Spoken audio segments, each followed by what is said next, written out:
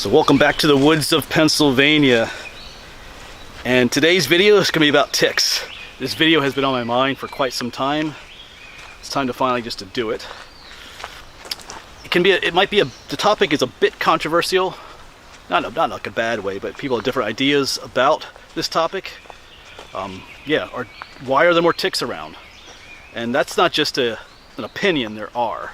Like growing up, I didn't worry about ticks. You know, I was a wild child. I grew up in the woods, kind of. I mean, not really, but like on the farm I lived on, I was always exploring the woods.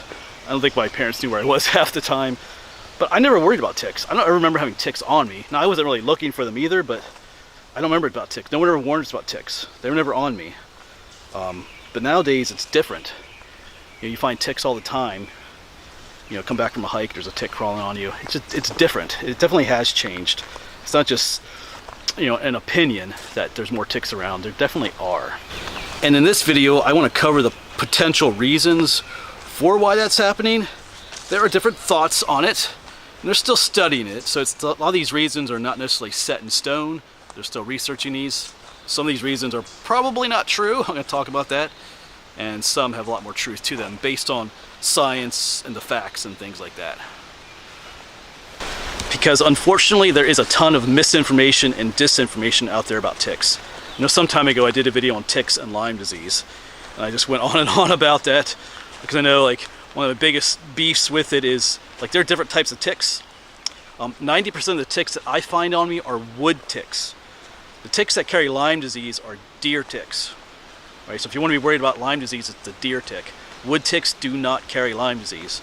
But unfortunately you'll find misinformation about that on the internet, Facebook, and everywhere. You could come across Facebook posts, people telling you that wood ticks and even mosquitoes and spiders will give you Lyme disease, and that's just not true. It's the deer ticks that carry Lyme disease. But yet there's so much, I could go on and on about that topic. There's just so much disinformation on the internet about these things. But I don't want to get off track in this video. Maybe in the future I'll make another video about ticks and Lyme disease, but in this video we want to focus on why is the population of ticks spreading so fast all of a sudden. So I've got a lot to say about this. This video might get a little nerdy. I'm gonna be yapping quite a bit. Might find a place to sit every now and then just to talk at the camera. A little more comfortable spot to talk. But yeah, there's a lot to say. I'm gonna be talking about the life cycle of the tick, because that's important. And then we're gonna get into, we gotta talk about the ecosystems and all the balances and the relationships between creatures in the ecosystem and how that affects the potential spread of ticks. So there's a balance to the way the ecosystem works. And when things become unbalanced, it causes changes in populations and stuff. And just as with ticks and Lyme disease, there's a lot of misinformation and disinformation when it comes to the study of ticks and why, you know, their population is growing so rapidly and spreading. Not everything you read on the internet, folks, is true. Because if you research this topic online, if you type in why is the population of ticks growing or spreading, the number one reason that comes up is global warming or climate change. Okay, and we have been having warmer winters, but the main reason for the tick population growing is not about climate change, although that's what everybody blames it on. Might get myself in trouble here with that, but like climate change has become a scapegoat for everything. Any problem out there in the world, they blame it on climate change. You know, if someone gets dumped by their boyfriend, oh, it's because of climate change. I mean, I exaggerate just slightly when I say that, trust me. So it becomes a scapegoat for everything. Whether you believe in it or not, it's not the reason. It might have a small impact on our topic. I'll talk about that a little bit later. But we have been having warmer winters, but there could be other reasons for that too. There's all kinds of, I'm getting off topic here.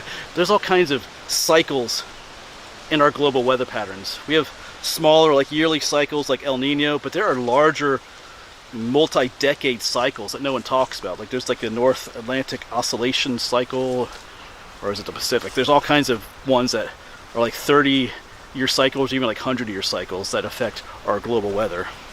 So there could be other reasons for why we have warmer winters too. Alright, back. I'm getting off topic. But in order to understand this topic well, we need to talk about some other things. Let's talk about the life cycle of the deer tick first. Because if you understand the life cycle, that helps you understand some of the other stuff that we're going to get into when it comes to talking about the balances in the ecosystem. Alright, so I think I found a nice little spot here on the trail to chat with you a little bit. We might have some people passing through. I think 2 people on horseback just came through. But yeah, so let's start with the life cycle of the deer tick. Once again, we're talking about the deer tick in this video, not other ticks like the wood tick, which is actually I think the wood tick is more common here in Pennsylvania than the deer tick is. So this is the life cycle of the deer tick, which is sometimes referred to as the black-legged tick as well. So they are in the arthropod phylum of animals, but when you come to arthropod, insects and spiders are all types of arthropods, different families and stuff like that. But ticks are more related to spiders than they are to like insects, because adult ticks have 8 legs just like spiders do. But they have 4 stages to their life: the egg, larva, nymph, and adult. And once again, I think to fully understand what we're talking about in this video, I think you need to have an understanding of the ticks, of its life cycle as well. But like I said earlier, understanding their life cycle and their feeding habits in these different stages is important in understanding why they're expanding as much as they are. So yeah, they hatch from eggs as a larva, a 6-legged larva, then they become a nymph, and then they become an adult.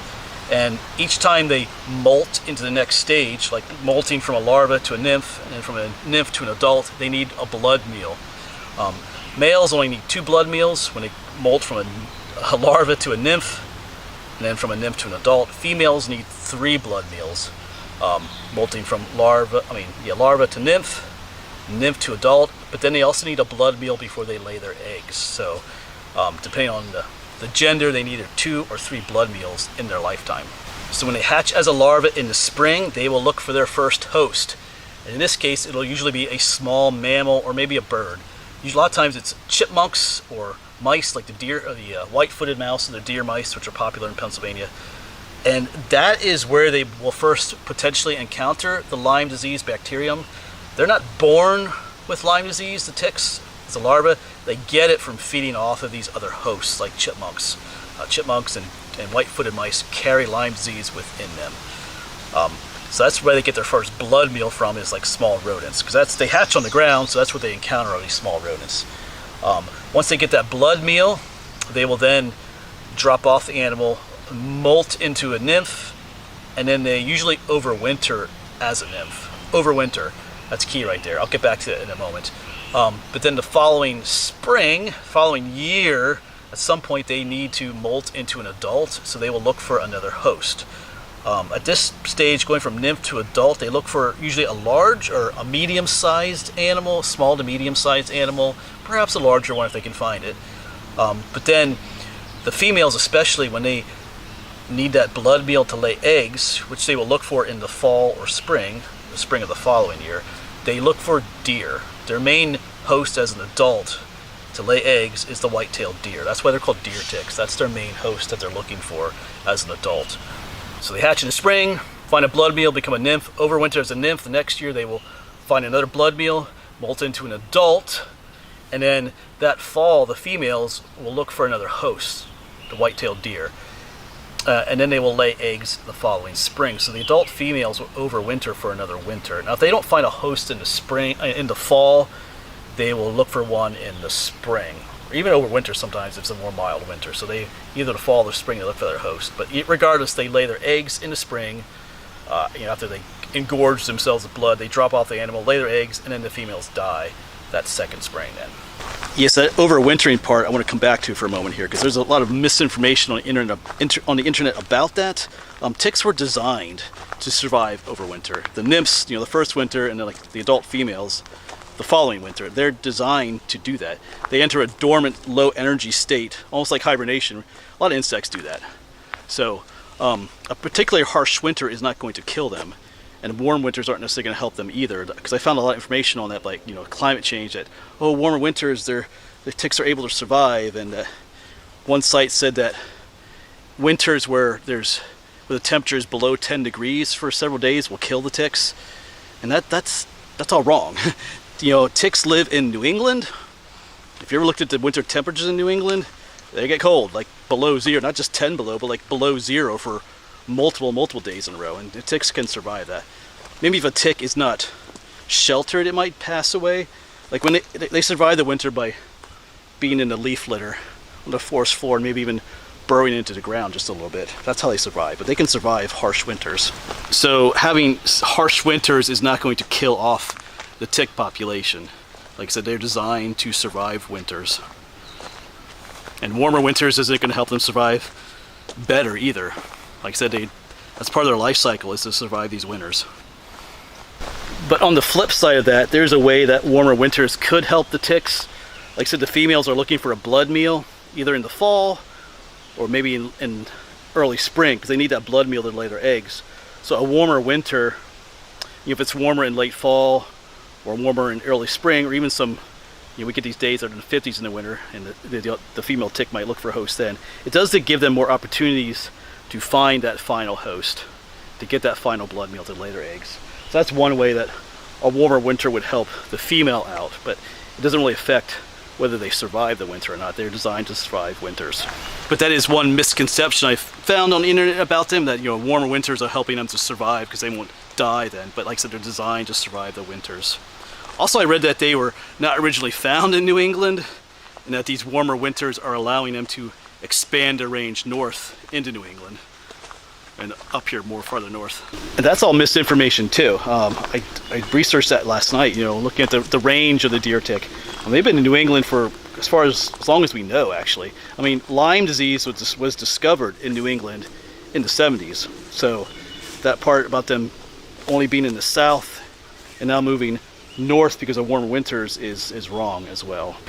And something else that you need to understand when it comes to studying ticks and the studies that have been done on them is that we really only started doing this in the 70s, and really only in earnest during the 90s.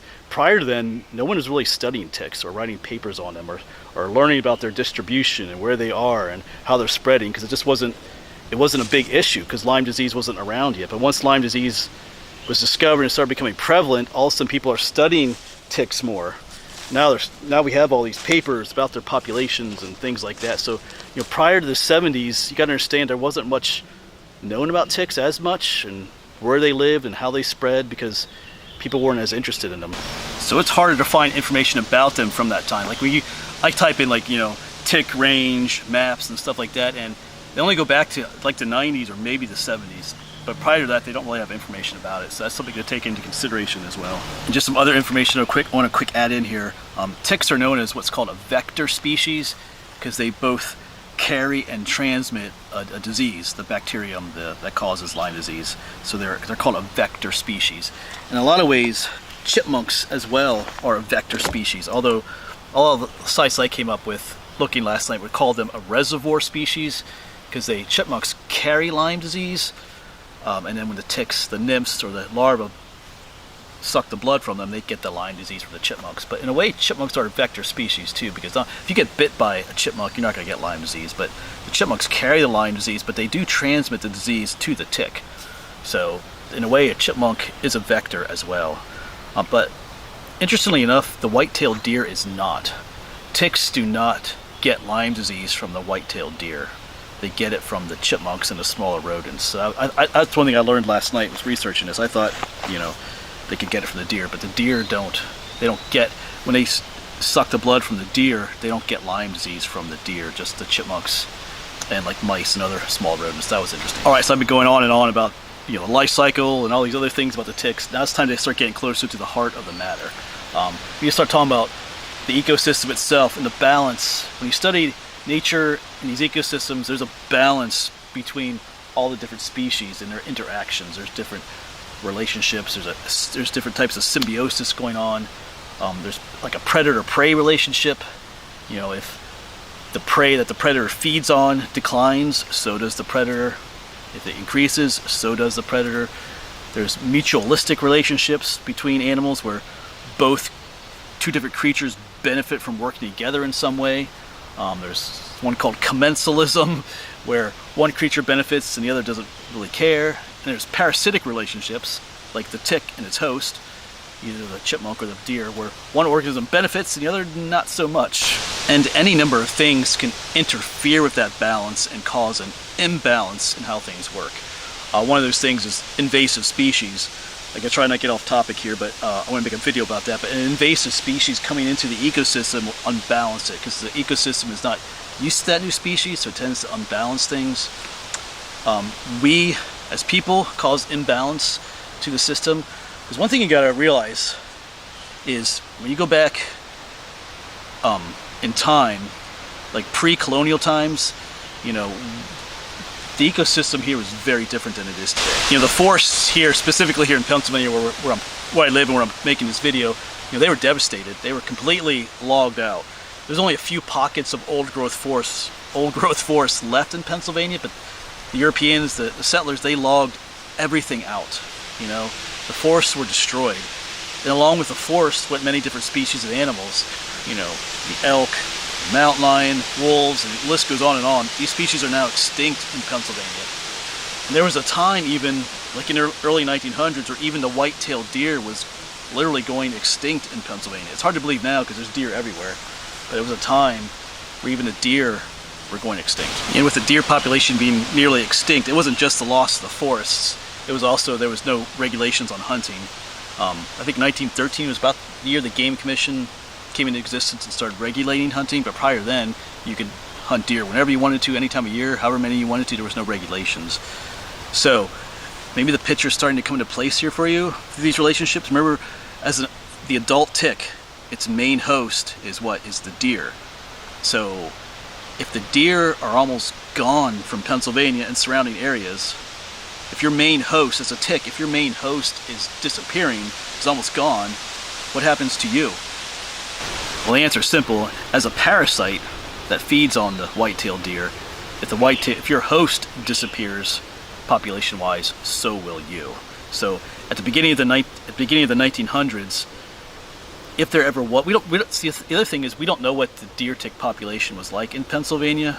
You know, prior to then, like the Native Americans didn't do studies on ticks to let us know how many ticks were around back then. And even during the 1800s, people didn't do studies on tick populations. So we don't really know what the population of deer ticks was prior to the 1913. But around 1913, there would have been probably almost no deer ticks in Pennsylvania because their main host, as an adult, the white-tailed deer, was nearly extinct. So at that point in our history, they were almost not around.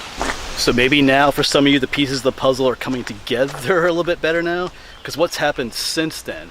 Well, like I said, you go from in the early 1900s to just complete devastation and extinction of a lot of animals, or close to it. That's, especially in the 1930s then, is when conservation efforts really kicked in. People start to look around and realize, you know, what have we done? And they tried to fix it in different ways. I won't get into that in this video, but conservation became a thing. And you know, they started reforesting these lost areas. Areas started being preserved and conserved. And so what happens to the population of these animals? Well, the white-tailed deer population starts to increase once again. Nowadays, we have too many deer here in Pennsylvania. Depends on who you talk to. Some hunters will say that's not true after they've been out hunting and didn't get anything, but there is an overpopulation of deer here in Pennsylvania. And back to those whole relationships in the ecosystem, you know, parasite and host. You know, if your host doesn't exist, neither will the parasite. You'll die off. But if there's an overabundance of your host, what's going to happen to the parasite? So once again, if there's a lack of a host, like around 1913, there's going to be a lack of the parasite. But if there's an overabundance of the host, eventually there's going to be an overabundance of the parasite that feeds off the host. And that's a big part in this whole reason as to why the population of ticks is like growing and expanding almost exponentially. There's a few other things I want to talk about too related to that. There's a lack of predators here in Pennsylvania for the deer. Like I said, you know, the wolves and mountain lions are gone.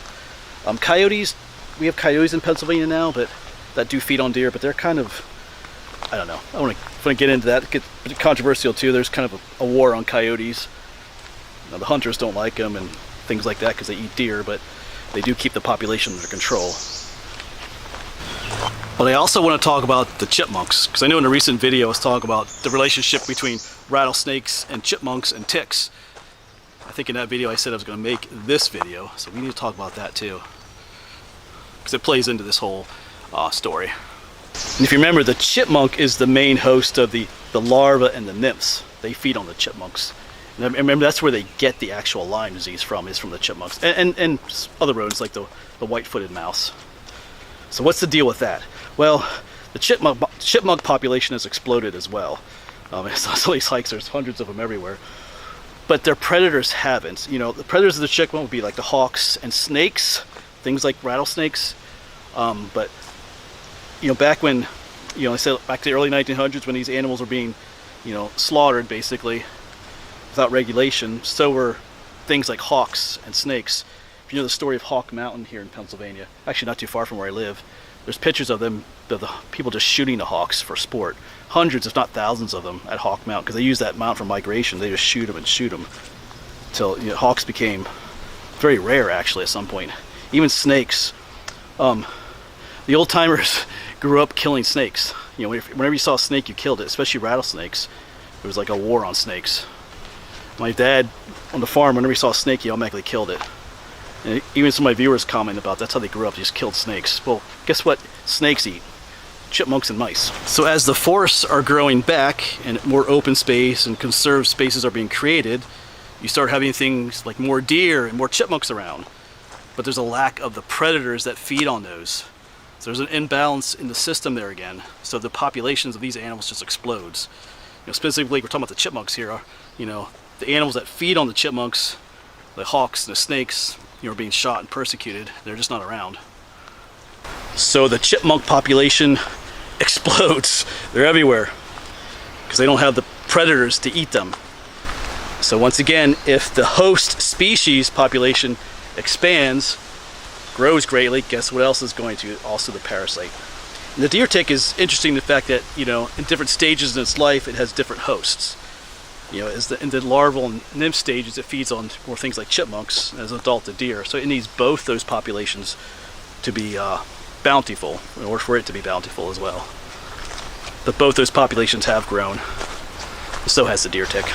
And in more suburban areas, especially like southeastern Pennsylvania, you'll find the tick population exploding, even more so than in other areas, because in these suburban areas there's a lack of predators almost completely.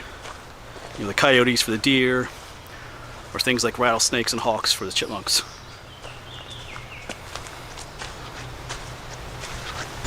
Some people might ask though, why didn't the tick population expand as soon and as rapidly as that of the deer and the chipmunks, which they feed on? And there could be different reasons for that.